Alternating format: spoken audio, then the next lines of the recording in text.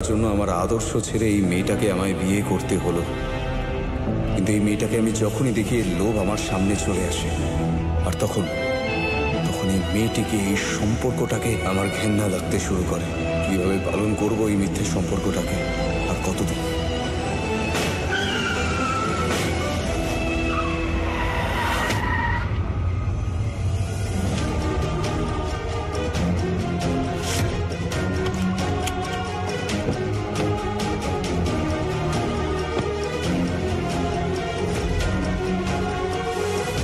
শুধু এটাই হওয়ার ছিল।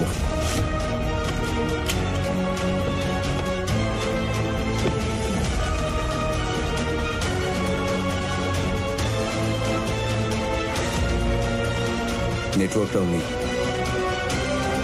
পৃথিবীর সবকিছুতেই আমার অসুবিধা নাকি? নিজেকে কি মনে করেন? রাগী মানুষ একটা। তুমি যদি আমার সঙ্গে থাকো, আমার সঙ্গে ভালো কিছু হতেই পারে না। আমাকে বকলে এই টায়ার একা একা ঠিক হয়ে যাবে না। আপনি যদি বলেন আমরা এটাকে একসাথে ঠিক করতে পারি। প্রথম কথা, এই আমরা একসঙ্গে এরকম কোনো ব্যাপার নেই আমাদের মধ্যে। আর দ্বিতীয় কথা, আমি এটা নিজে করতে পারবো। একটা কাজ করো, চুপচাপ এখানে দাঁড়িয়ে থাকো।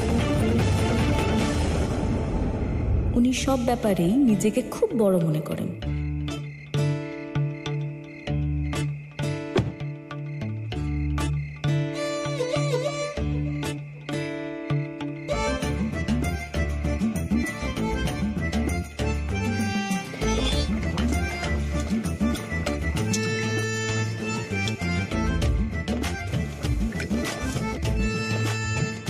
এসো, তুমিই করে নাও। আমি বললাম না চুপচাপ সাইডে দাঁড়িয়ে থাকো।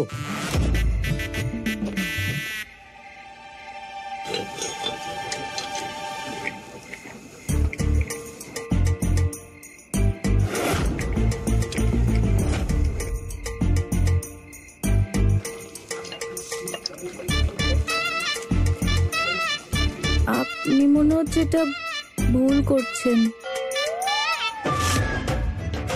তুমি তো সব জানো, পার্ট টাইম মেকানিক তুমি। বললাম না চুপচাপ দাঁড়িয়ে থাকো ওখানে।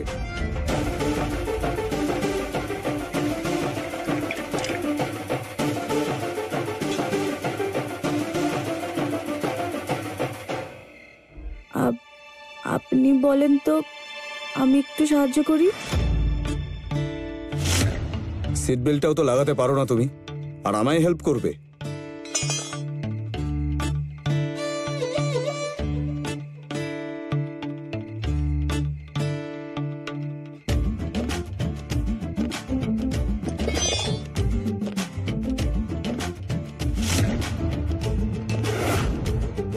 একটা কাজ করো, ওই দূরে গিয়ে দাঁড়িয়ে থাকো আর একদম চুপচাপ।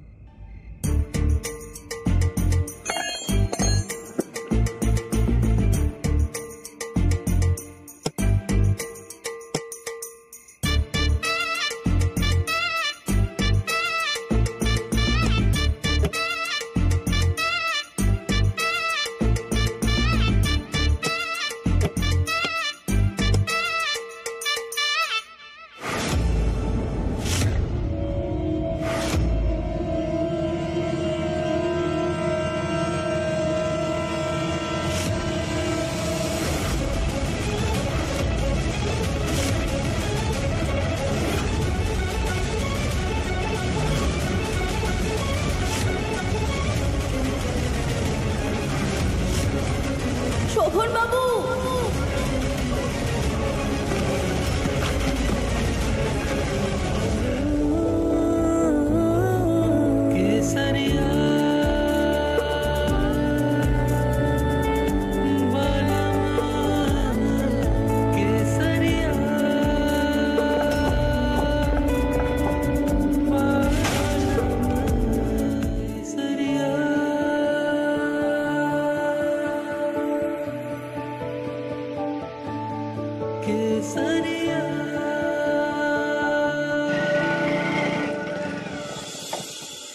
ওহো, রাস্তাঘাটেই সিনেমা? আরে সিনেমা হলে যাও ভাই, না হলে বাড়ি গিয়ে টিভি দেখো।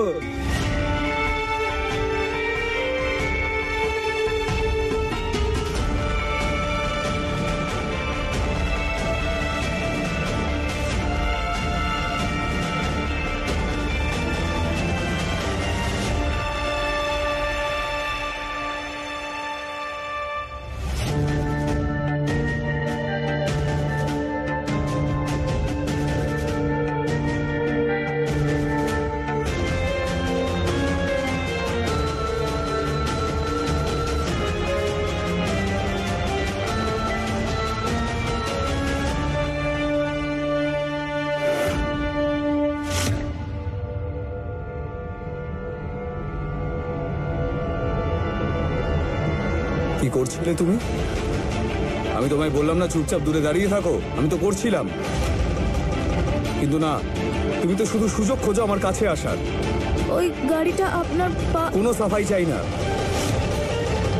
খুব ভালো করে চিনি তোমায়।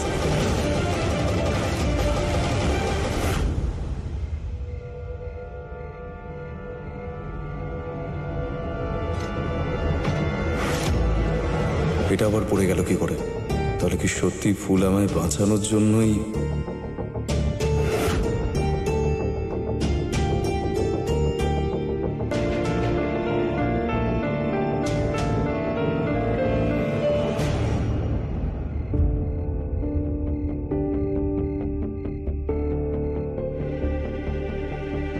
এটা আমার জন্য না, তোমার হাতের জন্য।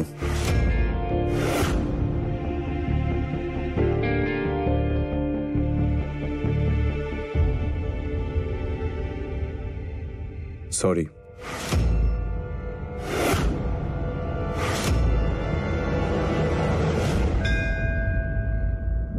মাগো, সবকিছু ঠিক করে দাও, শোভনের জীবনে সুখ এনে দাও।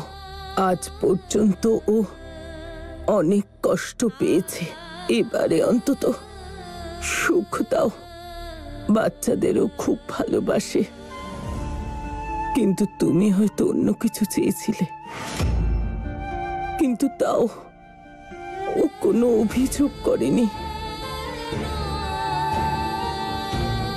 ওর জীবন থেকে তুমি অন্ধকার সরিয়ে দাও, আলোয় ভরিয়ে দাও, মনে আশা জাগাও, জীবনে শান্তি দাও। কিছু একটা করো মা। আমার শোভন আর ফুল চিরকাল যেন সুখে থাকে।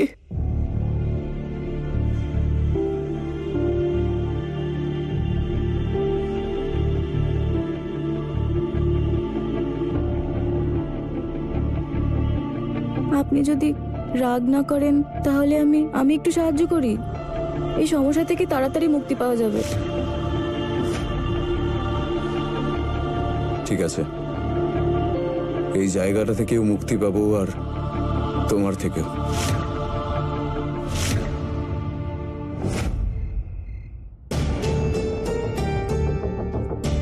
দিদিমণি, দাদাবাবু কোথায়? আমি জানি না। আমি শুনলাম মা ঠাকুরন ওনাকে ফুলদের বাড়িতে পাঠিয়েছে, ওর বাপের বাড়ি, ওকে ফিরিয়ে নিয়ে আসার জন্য। আপনার কি মনে হয় দাদাবাবু বললে ও ফিরে আসবে? আমি কিচ্ছু জানি না। তাহলে জানার চেষ্টা করুন না।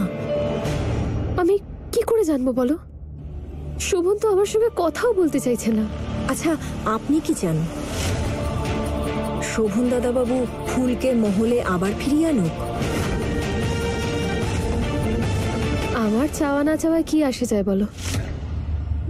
আমার কথার যদি মূল্য থাকতো তাহলে এই দিনটা আমার জীবনে কখনো আসতেই দিতাম না। আমি তো এই খেলাটার একটা গুটি মাত্র। শুধু আমি নই, শোভন আর ফুলেরও একই অবস্থা। এ বাড়িতে যাই হয় সব মা ঠাকুরনের আদেশেই হয়। উনি যেটা চান সেটাই হয়।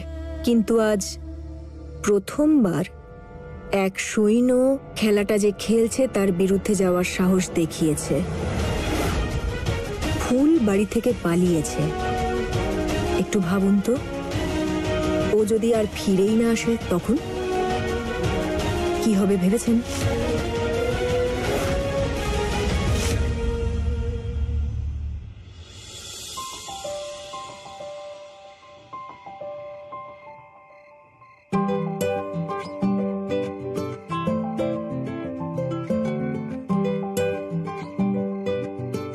ওই রেঞ্জটা দাও তো।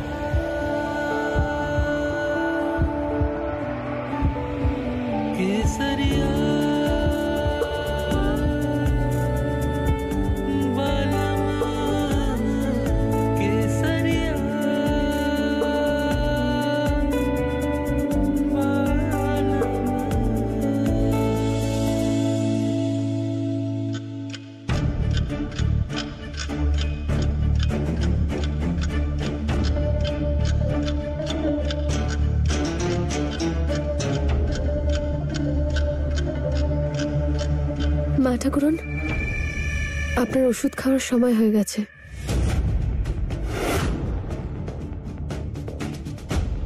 সময় খুবই মূল্যবান বস্তু, তাই না তারা বৌমা? যে কোনো অসুখের যদি সময় মতো চিকিৎসা না হয় তাহলে মানুষ তাদের সবকিছু হারাতে পারে। সেই জন্য সময়ের মূল্য দেওয়া খুব প্রয়োজন। যে সময়ের মূল্য দেয় না তার নিজের মূল্য কেউ কখনো বোঝে না। মা ঠাকুরন, তাড়াতাড়ি কর ছন্দ। ফুলের জিনিসগুলো ছুঁড়ে ফেলার পরপরই মা ঠাকুরনের সম্মান আর ওনার অহংকার সব এই বাড়ি থেকে ছুঁড়ে ফেলে দেবো।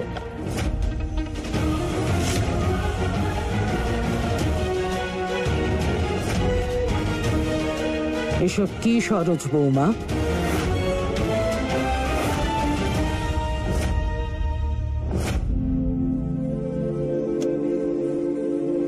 ফাইনালি ডান।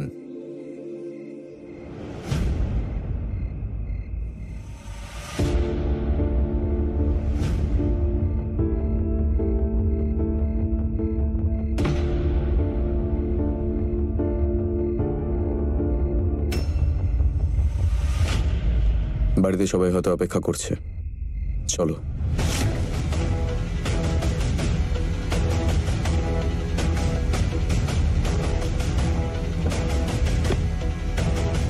মাথা ঠান্ডা করে ভাবলে বুঝতে পারবে তোমার কাছে আর কোনো পথ খোলা নেই। তোমার গাঁটছড়া বাঁধা হয়ে গেছে, মানে হয়েই গেছে।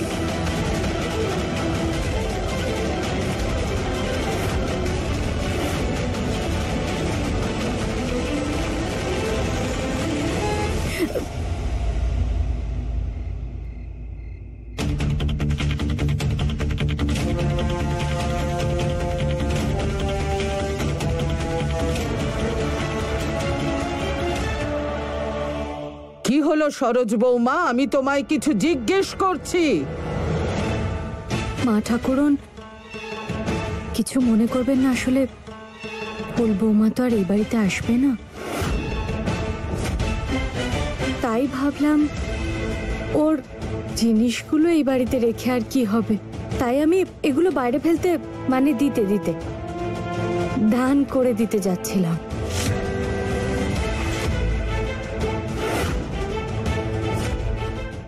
স্মৃতিশক্তি চলে গেছে তোমার, নাকি শ্রবণ শক্তি?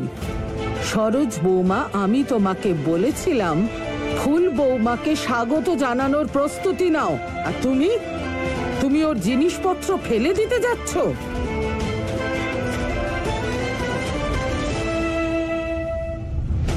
আপনি আমাকে আবারও ভুল বুঝছেন মা ঠাকুরন। না আমার স্মৃতিশক্তি লোপ পেয়েছে, না কান খারাপ হয়েছে, কিন্তু কি করব, আমিও তো মা বলুন।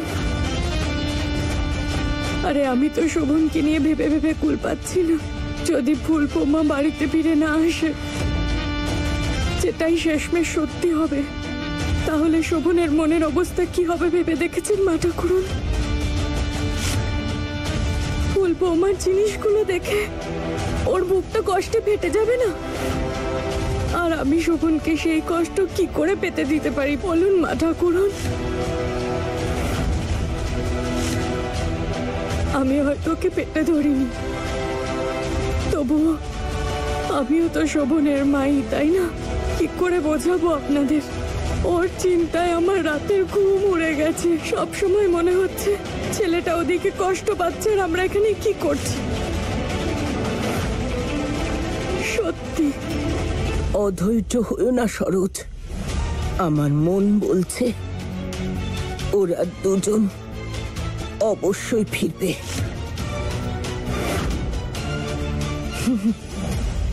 দিদি, তোমার মনটা এত পবিত্র, এত পবিত্র, মাঝে মাঝে মনে হয় তোমাকে মন্দিরে বসিয়ে পুজো করি।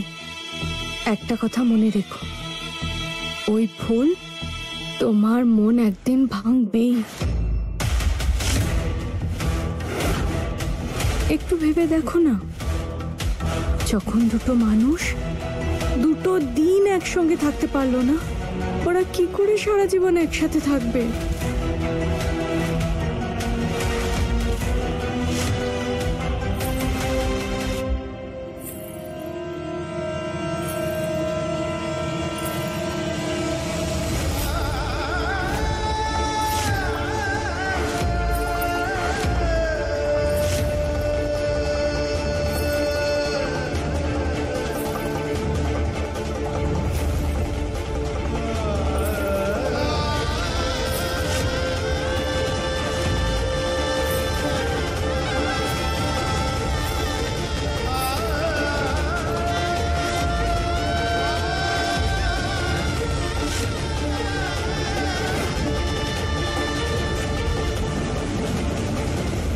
খুব দেরি করে ফেললে দাদু ভাই।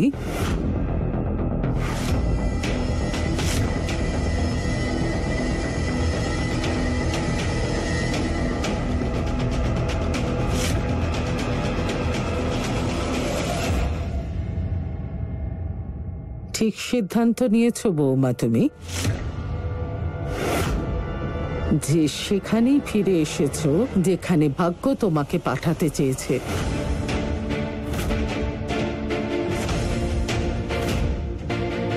তারা বৌমা, ওকে ওর ঘর অবধি একটু পৌঁছে দাও।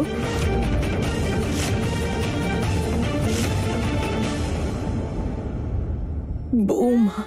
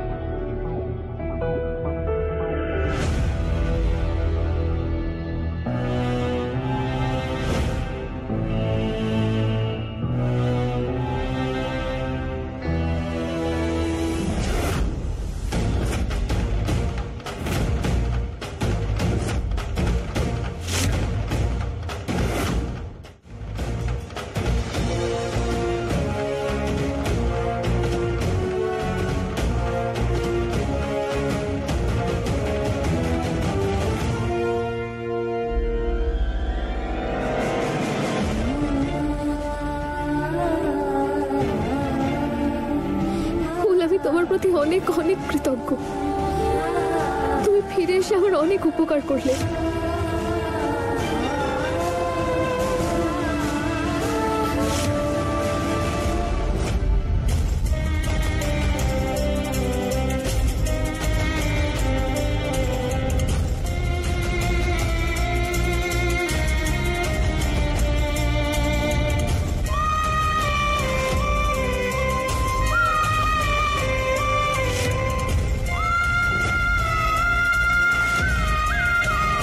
কি হয়ে গেল আমার সঙ্গে মা?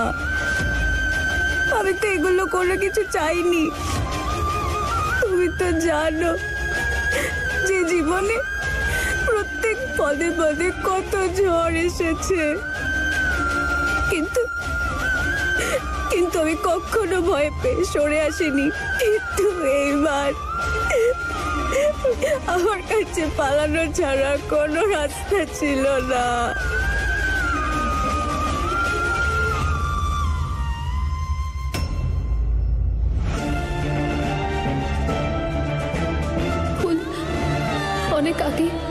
বিয়েতে না করে দিয়েছিল।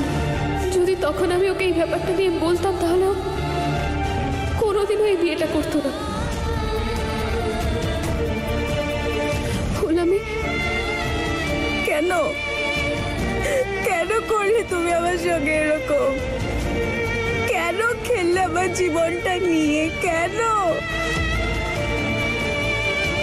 আমি তোমার উপর অনেক অন্যায় করেছি। আমি জানি যে আমার তোমার কাছে এত বড় কথাটা লুকোনো উচিত হয়নি, কিন্তু আমার ভুলের শাস্তি তুমি আমার পরিবারের লোককে দিও না। ফুল, ওরা তো এখন তো তোমারও পরিবার, তাই না? চলো, সবাই তোমার জন্য অপেক্ষা করছে। নিজের বাড়ি চলো ফুল, চলো।